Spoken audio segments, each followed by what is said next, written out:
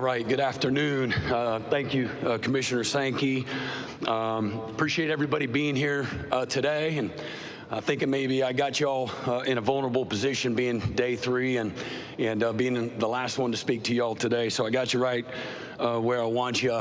No, I do want to take the opportunity to thank Commissioner Sankey for his strong leadership, clear vision, and arguably, maybe what might be the most disruptive time in college football history. He's guided us with a very unique lens and tremendous wisdom.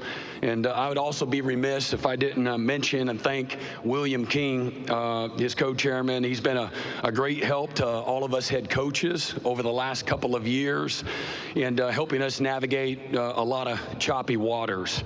As a little over a week ago, I got a phone call from my boss and a great friend, Joe Castiglione, sharing his news of retirement with me. Happened to be out of town at the time, and so I wasn't able to go to his press conference a day or so after he made the initial announcement.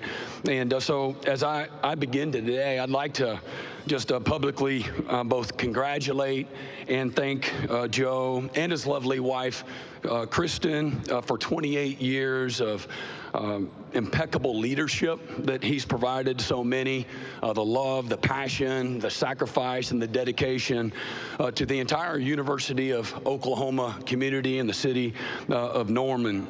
I've always said that you have a life that matters when you matter to other people, and Joe, you certainly have mattered.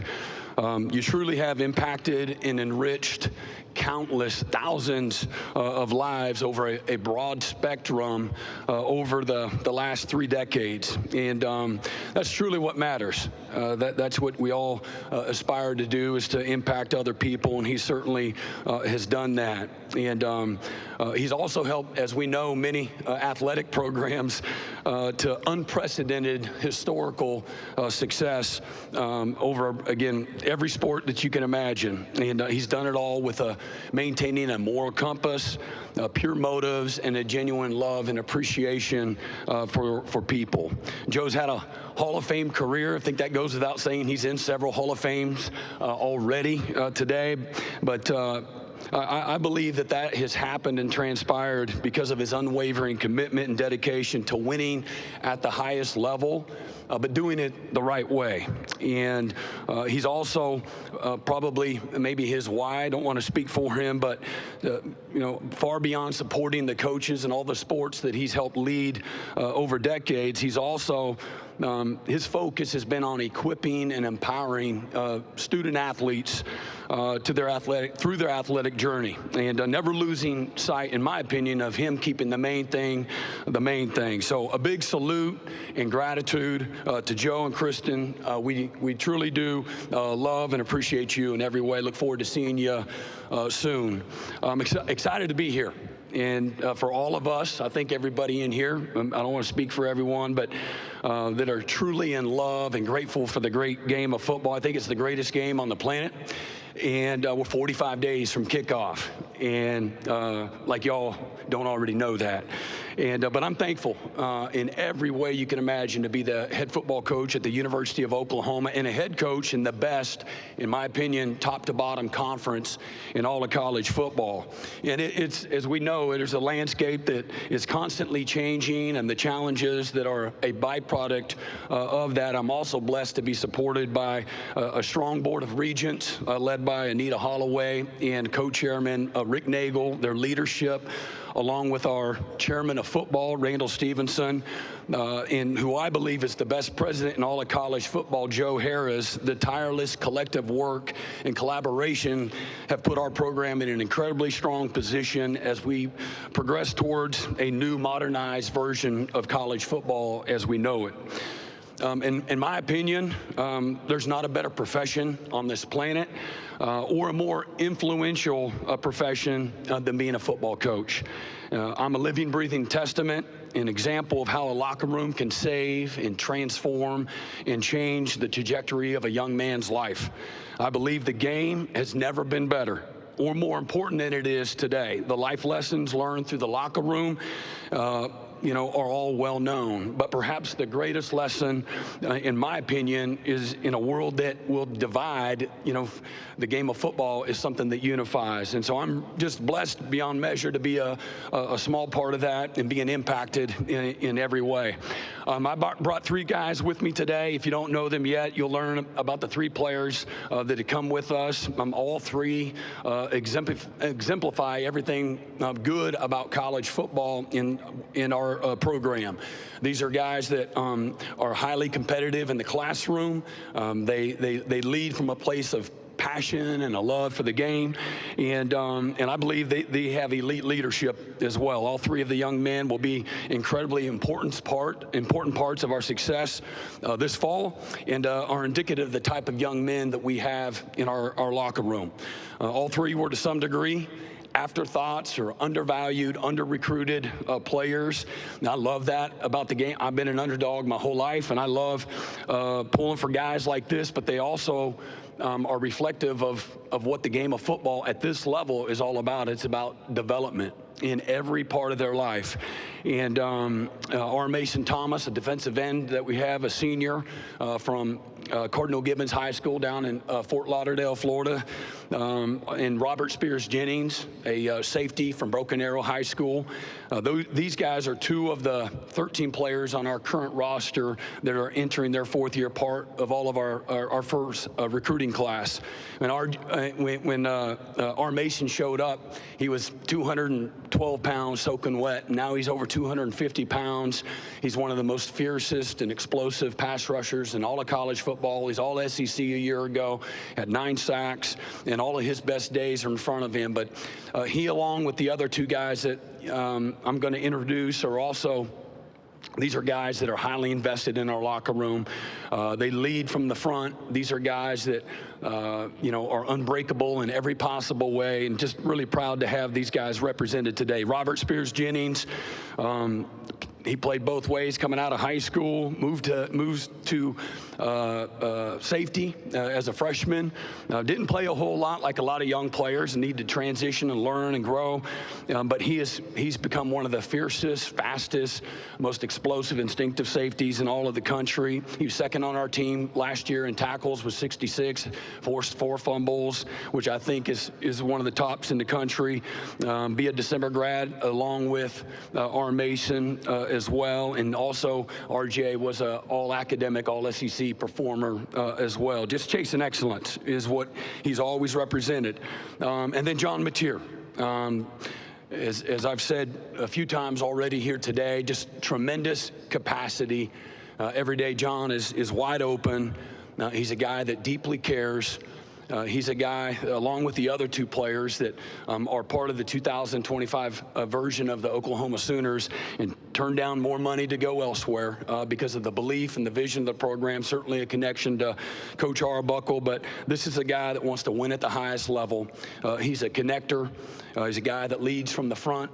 He's as he plays the game, he looks like he's in fast forward a lot of times, but a great competitor, super athletic, throws the ball really well on the run, makes a lot of good decisions, very self-deprecating, and likes to have fun, can laugh at himself.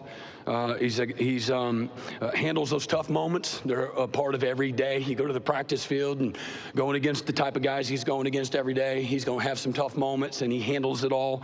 He's got the right questions to ask and takes responsibility and lays it on the line each and every day. And also as through 3 years in college up to this point, he's a 3.5 GPA, had all academic honors in the league that he's coming from as well. So I'm really excited about those guys, and I chose those three.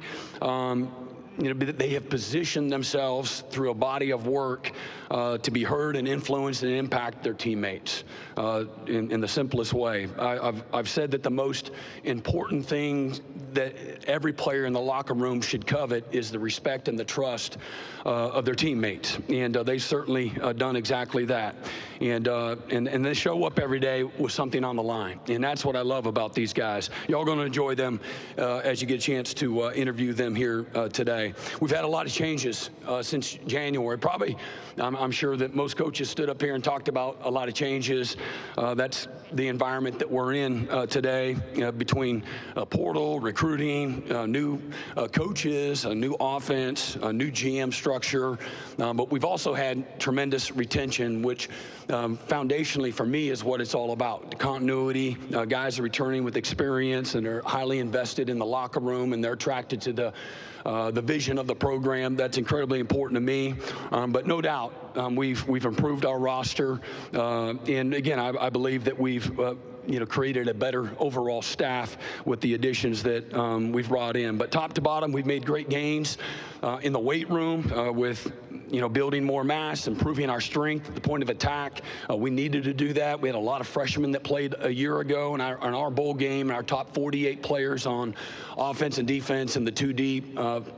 24 of them were freshmen, and so we needed to become more functionally strong and again be a better point of attack team. Our defense was pretty solid in that space. Offensively, we struggled moving people like we need to in this conference, and a conference, in my opinion, that's made up of the lines of scrimmage. But we have improved our strength. We've gotten faster. We're more explosive. Our acceleration numbers, and I'm not here gassing and just reaching for anything. I want to quantify a lot of hard work that our guys have put in over the last several months. But I think the last 2 years combined, you look at the total number of snaps in college football, we have some of the top numbers when it comes to playing freshmen and sophomores. And so I really believe the experience that's returning along with the new additions is going to put together a great product here this fall. Got 5 new coaches, Coach Arbuckle, Coach Kozeski, our quarterback's coach, Coach Wilson, Kevin Wilson, a former offensive coordinator at Oklahoma and a former head coach at both Indiana and Tulsa, and then offensive coordinator for a good while at Ohio State. Great friend of mine, a really successful coach, one of the best play callers that I've ever been around. He's also on our staff. And then I hired 2 linebacker coaches, an outside linebacker coach that's been a coordinator at an elite level in Wes Goodwin, and he'll be my outside linebacker coach, and then Coach Nate Dreiling as well, who coach our inside linebackers, and also been a really good coordinator as well. It's been great. All these coaches, along with, again, our new front office staff, Jim Naggie, and the depth of the people that he's brought into the building as well, they really have. They've hit the ground running. It's been a ton of fun. I love their energy, their buy-in, and the things that they've added to our culture day in and day out. It's been fantastic. Change, as we all know, is inevitable. Nothing ever stays the same, and every year my job and my focus is on how do we move the program together and move it forward, and face the new challenges, the headwinds that are a part of all of it that you experience every year, but maintaining our mission during that process and not flinching even when maybe a lot of people are. Had a blast this spring, this winter, even this summer, when we're allowed to being on the practice field with this football team, being with the guys, been a ton of fun. They've worked their tails off, and I love the focused passion and the focused intensity, the competitiveness, the energy, the leadership, the edge that these guys show up every single day, day in and day out. Every year you got to start over and recreate, reinvent, develop a new identity, and I'm excited about seeing where that goes, but I love what I've seen up to this point in time, and a lot goes in to creating that identity, and the season and the challenges that will present will also help shape an identity with this football team. But couldn't be more excited about what I've seen up to this point in time. This is a team I love to be in the building with every single day, and I believe they have what it takes to claw our way back to where I believe Oklahoma belongs. The expectations here and in the locker room are to win at the very highest level and to compete for a championship. That's always been the way it is here at the University of Oklahoma, and we embrace those standards and expectations of excellence. Now, you choose to come to Oklahoma to coach or to play on the biggest stage in the biggest games, and you accept everything that comes with that. In the new era of college football, we expect to be a program that is year in and year out consistently a playoff contender. And I believe the sum of all of our parts with this football team, the 2025 version, gives us a chance to have a really good football team. Got a lot of work to do, a lot of improvement to do through the next several weeks in fall camp, and then even into the season and the challenges, how that will shape us and help us get better. But the margin for error is incredibly small. We know that. This is a conference that is full of teams that will punish you on any given Saturday if you don't show up and get everything right. And so looking forward to competing with this group of coaches and a group of players. And with that, I'll be respectful of your time and open it up for questions. Thank you, Coach Venables. If you have a question, raise your hand. Please give your name and affiliation. Gianna, Nathan, and Drayden will get one to you. So if you have a question, please raise your hand. Come up right here, start in the second row, right in the middle. Kirk. Kirk Bowles from the Houston Chronicle. Hey, Kirk. Have you ever played a football season before without any wide receivers? And given all the injuries, how has that position improved? Yeah, it's. I think it's hard to do. Certainly, it's hard to get a first down or two. But no, it. As we've said, and I would take this moment just to say, what type of a future I believe that Jackson Arnold and Mike Hawkins, both of those guys, put in a really tough spot as first-year players. The supporting cast that they can't play quarterback by themselves, and put them in a really tough position based on what happened. And both of them are going to be incredibly successful in the future. And but yeah, that made it really difficult. And no excuses. What you would ideally like to see on any given Saturday, if you're going to be competitive and have a chance to win, as an offense and a defense. And a special teams that complement one another, not compensate for one another. And when you give the ball back more than you take it from the opponent, I know it's hard to win. Okay, we'll go to right down front in front of the podium here. Hey, Coach. I want to talk Red River a little bit. In your first 3 seasons as the head coach at Oklahoma, you're 1-2 in the Red River. You've been outscored 37 to 117 and scored just 3 and 0 points in the 2 losses. What do you think the key is to getting your offense going in those games against Texas, and how important is that game to your program and to your fan base? Yeah, well, I would say 2 of the 3 years we were, at some key positions. We're in a really tough spot, but I think 2 years ago was reflective of the type of game that it should be and will be moving forward. But yeah, we got to play better. We got to coach better. We got to play better. And that's a wonderful venue, as good as there is in all of college football. I've said it a lot. It's better than any national championship environment that I've been in. And I believe part of that is because of all the corporate that's at a national championship game.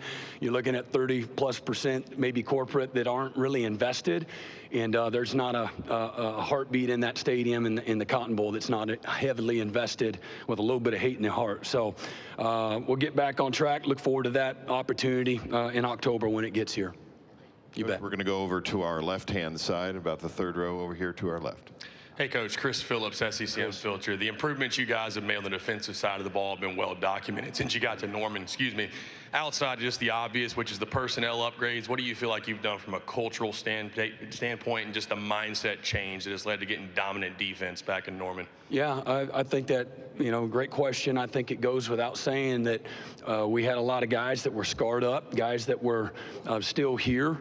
On the roster, a lot of guys that were scarred up and didn't know how to play and prepare the right way. It's not like a knock on anybody, but I don't think had the confidence, probably most importantly, and so it takes a lot. You nurture that, you develop that, you recruit that, and then man, you're relentless about chasing excellence and being the example for what it looks like every single day.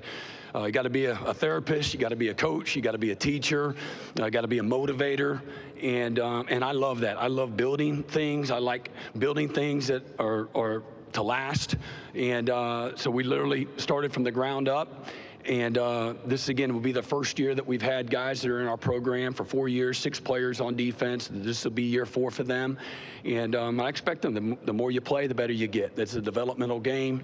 And but culture, mindset, how we do what we do, how we practice, the passion, the intensity should be like a game mindset, you know, every rep. And those are game reps. And to get the buy-in is not an easy thing to do, as many coaches will tell you. And but I've always chosen, instead of making my guys do something, I can get them to do whatever I want.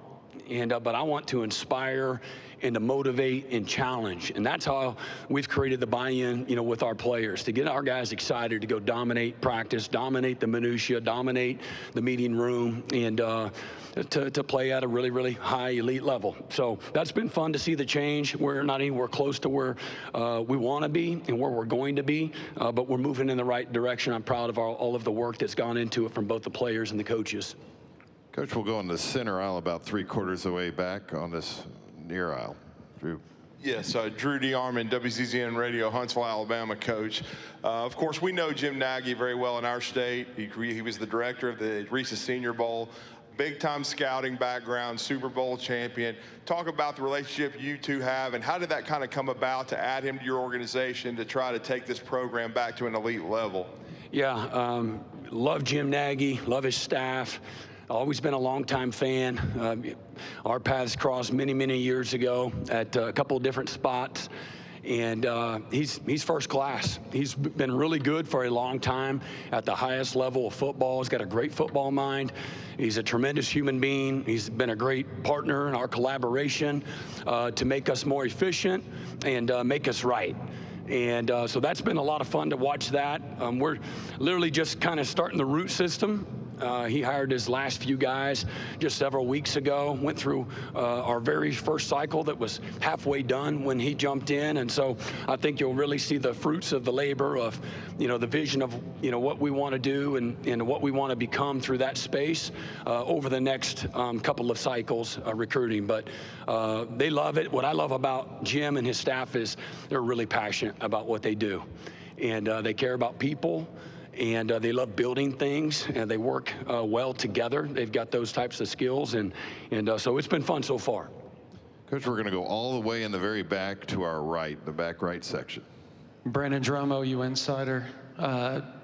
Brent, can you talk about just some of the young guys that maybe you guys expect to play this season for you? I know you guys return a lot of experience, but is there guys, maybe freshmen, sophomores, that you expect to contribute in a big way this season?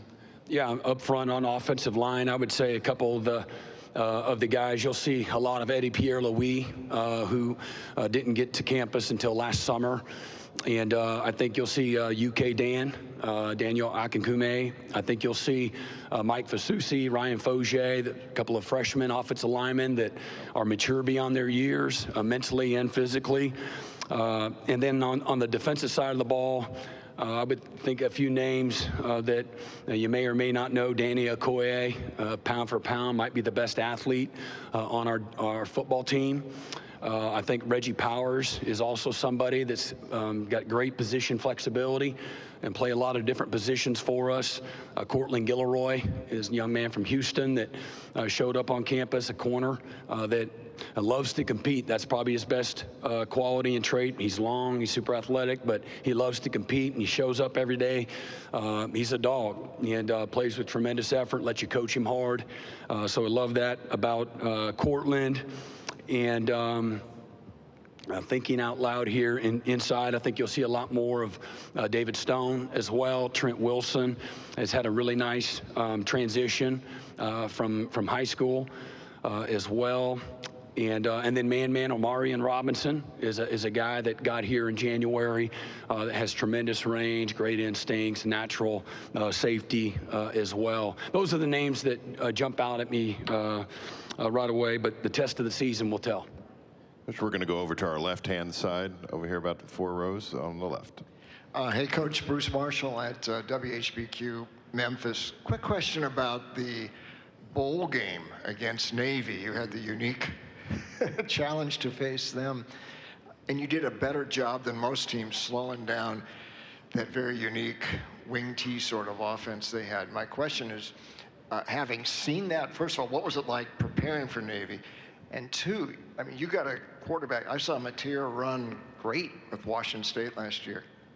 Can you or should other teams implement a little bit more what Navy did? Because nobody really stopped them last year. Yeah, no, appreciate the question. I think we did give up a back-breaking 90-yard run that was about a third of their offense, early in the second half, and don't know that we slowed them down. You gotta, our job is to win on defense, but I do think the element of option football is alive and well in college football and the NFL for that matter. And they do it from different formations, but sometimes they get to the same formation. It may not look the same from a Navy standpoint, but they actually do a lot more of it than you think. I think option football has always been part of successful offenses, and defensively, I've always had an option, mentality when defending a lot of the spread offenses as well. So especially in the +1 run game, which is what the option football is all about, with the quarterback as a legitimate runner, the +1 run game that everybody does to some degree is a huge part of stopping people on defense, and offensively the success. We have time for a couple more. We'll start here in the second row, right in front of us. Coach, over here to our left. Hey, Brent, Cedric Golden, Austin American Statesman. How do you navigate this rebuild while absolutely having to deal with the changing tide, NIL, recruiting, and all of that? It's a different set of circumstances. And you're not used to having losing seasons. Yeah, but first of all, I think everybody's dealt with is dealing with the same challenges. So the poor me is not part of the conversation, and I say it's complicated, more so than it's ever been for young people. The process of choosing a school, but I think it's great too. I think it's about time.